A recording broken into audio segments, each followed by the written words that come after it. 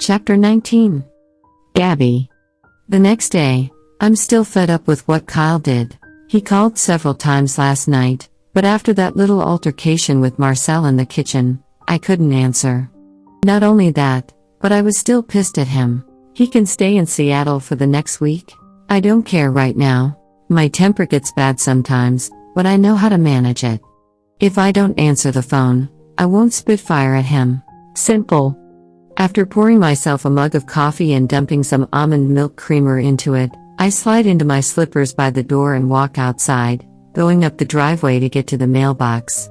None of Marcel's men are at the house today. It's St. Patrick's Day, which usually doesn't call for a day off work, but seeing as I overheard all of the men talking about their favorite beers last night, it's safe to assume they're probably drinking their day away.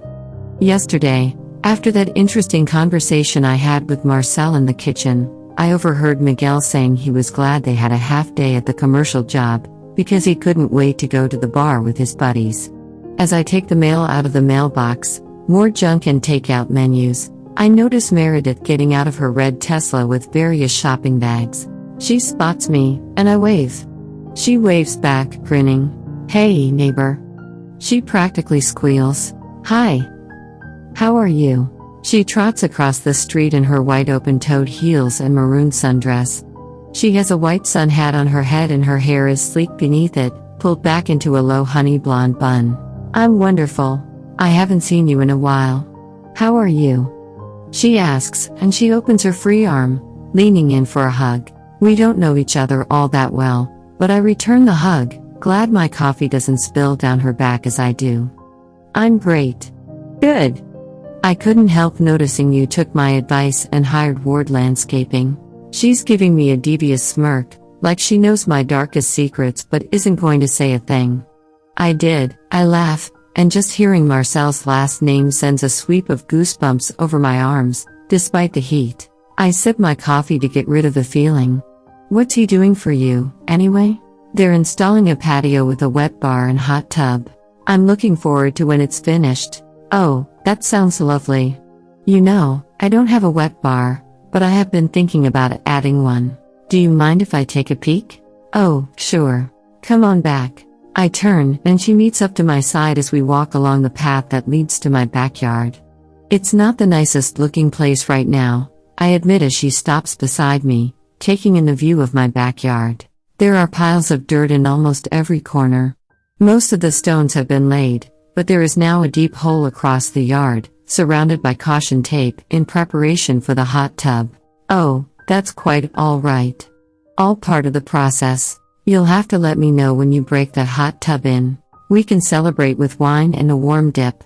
That would be amazing." "I'll be sure to let you know." We turn and go back up the path. She looks down, focusing on the pathway so she doesn't step on the grass in her spiked heels. "Is your husband home?" she asks. "No. He's out of town for work. These dang men of ours. My husband works constantly, plans on going into early retirement. I can't wait for him to do it. Then we can travel more, and it won't be so boring at home." I almost start to ask if she has kids but realize it's none of my business. Some people get offended by that question. I'm one of those people. Kyle and I just got married, and his mom started hounding me several days after our wedding day, asking when I was going to give her a grandchild. All I can ever think when she asks is, "Woman, I'm only 25. Let me live a little first." My mother is the exact same way, but in her mind, she's giving me a year before we decide to conceive. Moms. Meredith looks up at me when we reach the cobblestone. "I know how lonely it gets, you know? That's why I occupy myself with shopping, catching drinks with friends, getting the yard done, all that little stuff. Yeah, it does get lonely. I just have to get used to it." It took me 7 months to get used to him being away so much when he got his promotion, and even still, I really miss him. Don't get me wrong, when he's home, he's a pain in the ass most of the time, but I love him. He's my life partner. I only smile at her as she studies my eyes. I sip my coffee and look away as we walk toward the end of my driveway again. "Funny question, but do you like dancing?" I fight a smile. I enjoy it from time to time. "And what about drinking? Who doesn't love a good drink? I only ask because one of my girls rented a table out at this really nice club in town. We'll be having drinks and doing a lot of girl talk and dancing.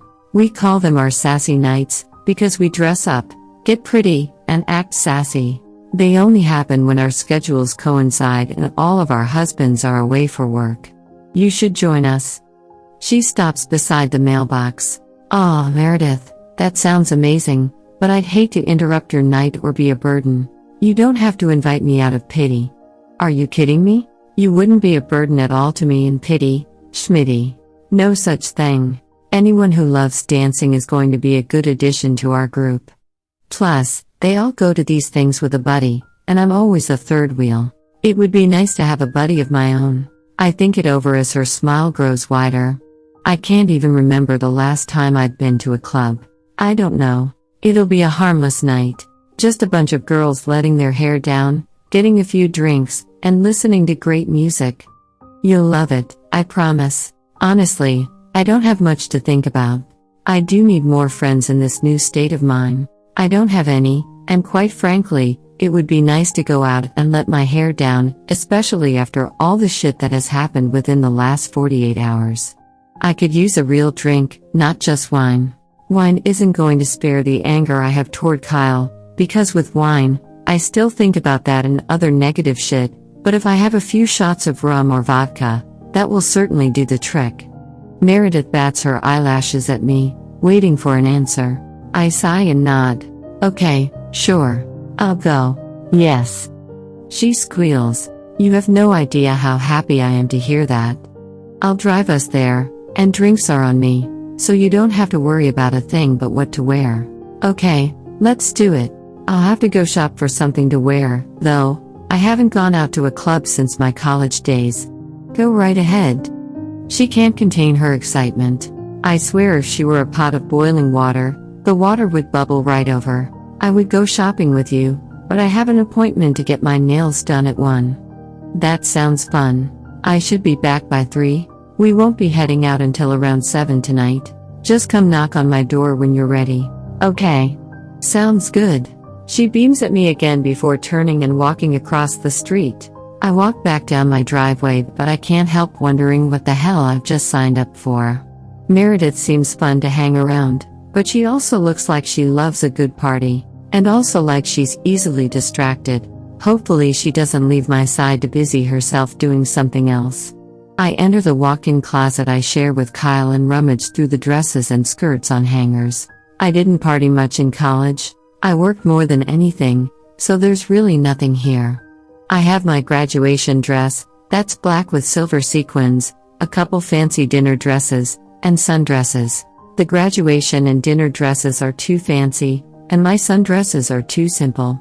I check my shoes, and I only have 2 pairs of heels, one of which I wore at, you guessed it, graduation. The other pair is a plain black heel I wear for a fancier occasion.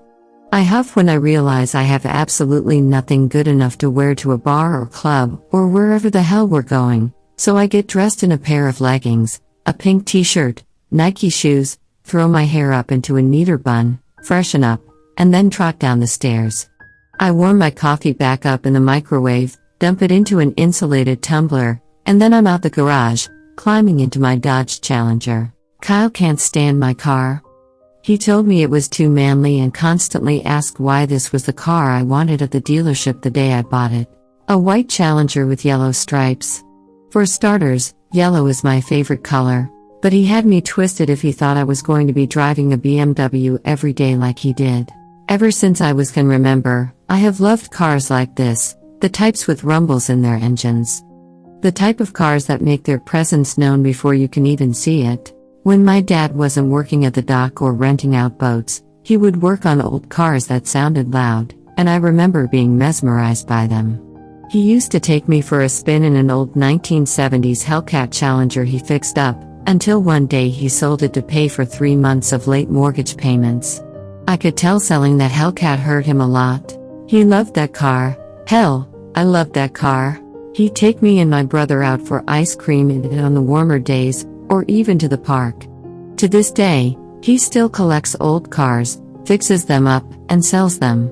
It's a hobby he does at one of his friends' garages. When I got my car and named her Lady Monster, I took a picture of her and sent it to my dad first, and he was so proud. His exact words were, "You better not make the mistake I did by getting rid of the damn thing."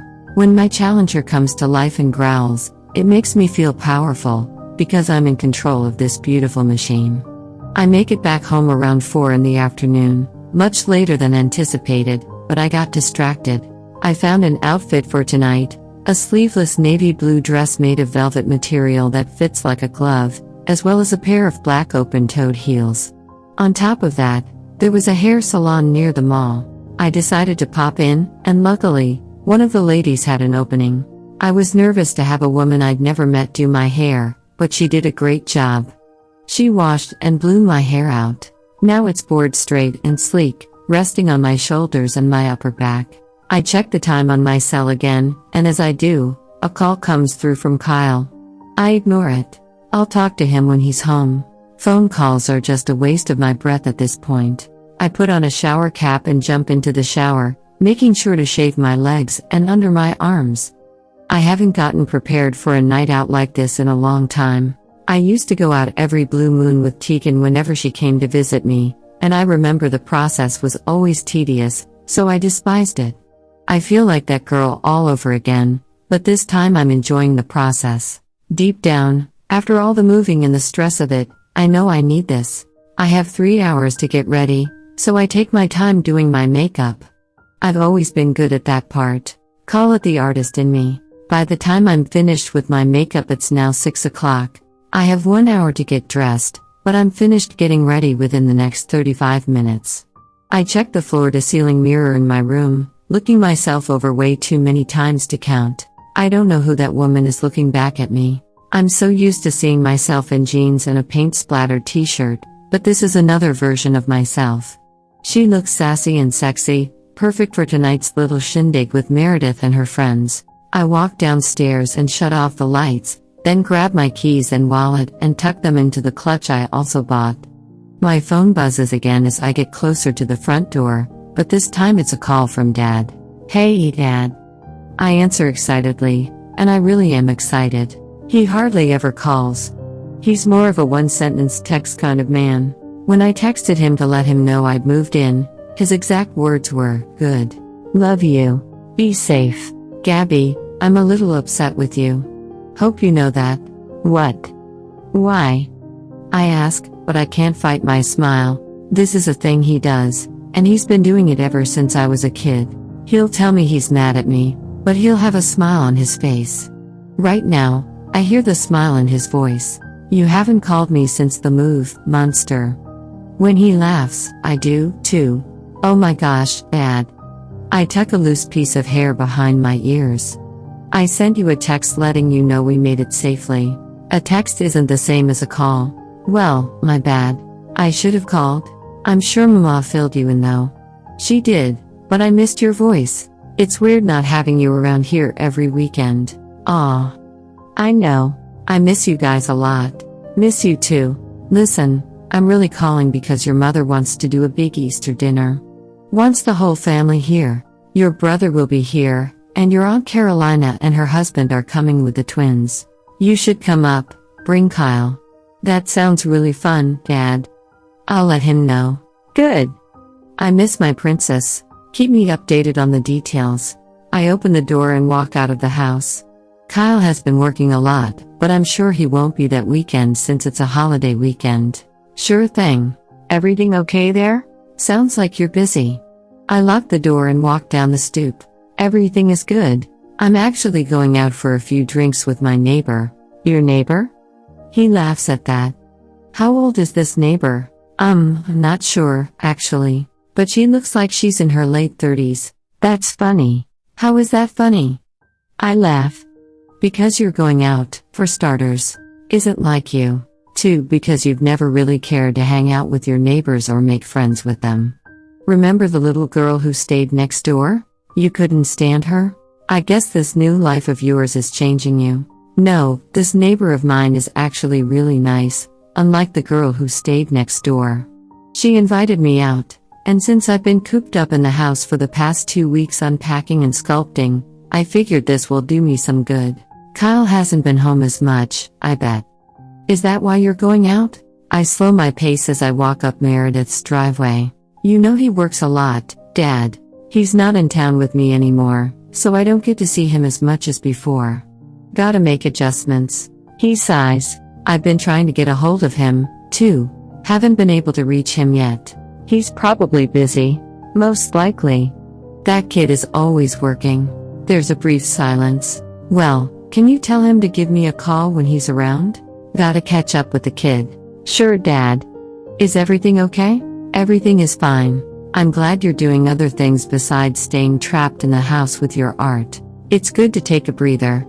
The front door of Meredith's house swings open, and she waves at me, then rolls her hand, gesturing for me to come inside. I hold up a finger and she nods, rushing back inside but leaving the door wide open. You know, if I could live with only my art, I would. I smile. Oh, I know it. Trust me. Well, have fun and be safe. And call me more. You're not here, so I need to know you're okay. I will. Love you, Dad. Love you too, monster. Everything okay? Meredith asks as I meet up to her at the door. Yeah, that was just my dad calling to check in. Oh, how sweet. She closes the door behind me and steps to the side, grabbing her heels off the coffee table and sitting down to slide into them.